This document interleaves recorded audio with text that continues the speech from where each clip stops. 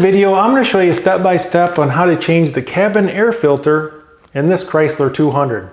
Now this air filter is air directional, so there's going to be directional arrows on it so that you insert it the correct way.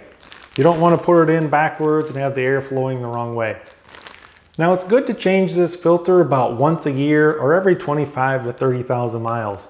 If you have that kind of musty smell in your car, it's probably because the cabin air filter is pretty old. It's going to get mold in it and it's going to kind of stink up your car. So the cabin air filter is actually located inside the glove box. Now a lot of people know that their car has a cabin air filter, but they don't know where the heck it is. A lot of times it's in the glove box or it's going to be on the passenger side engine compartment. But on this Chrysler 200, it's in the glove box. We need to open up the glove box. You're going to take everything out of it. I'll show you step by step on how to do this. The glove box is going to drop down because we're going to have to take the latch off, and then we can pull out the old filter and install the new one. You don't need any fancy super high quality cabin air filter, so I'll put a link in the description below on how to buy this one off Amazon. Have it show up at your doorstep in 1 to 2 days.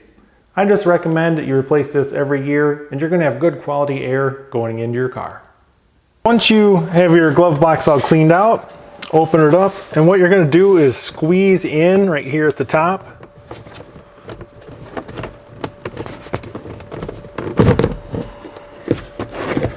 And your glove box will come down like that. Now there is a cable on here. You can remove it if you want to, but I'm just going to let it hang because we don't need to undo that cable. Now the cabin air filter is inside here, but it's very well hidden, so I'll bring the camera in up close so you can see it. Alright, so now if you just look in here, you don't know what you're looking for, you'd be like, I don't see that air filter anywhere. Well, you see this piece right here that says airflow with the arrows pointing down? It's inside here. So there's going to be a latch on both sides. All you do is squeeze it in. That cover comes off.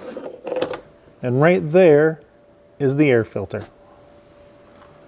So if you can just barely grab this filter with your fingertips, pull it straight out slowly. Don't try to jiggle it around. It should come straight out. Angle it down just a hair, and out it comes. Look at both air filters and make sure that it's identical. Someone may have sent you the wrong part. Maybe you got something screwed up by mistake when you ordered it. But you want to make sure that these are the exact same. You can lay them on top of each other, make sure they're the same size, and now we'll go ahead and install the new filter. I want to make sure that the arrows for the airflow are pointed down. Now this is not square, it's rectangle. So it's going to go in, we'll kind of say the long ways. So the longer direction is going to be the side that goes in. You're just going to go ahead, push it in gently, and push in on the corners. Don't push right in the center. You need to push on the corners just a little bit, and now we just need to put that cap on.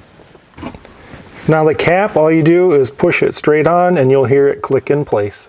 Now we need to reinstall the glove box. Before we put this in, I want to show you something. You notice this piece right here? It's kind of a rod. It's got a bunch of cutouts in it. There's another one here on the other side, right behind here. Now the part of the glove box is going to attach to that is on the bottom.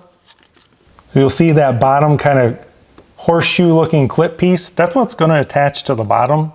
So we're going to push that in first. We're going to lift up and squeeze in at the same time, and this will pop right back in place. So what I want to do is push that bottom hinge piece in on both sides. I felt that side click in, that side's clicked in.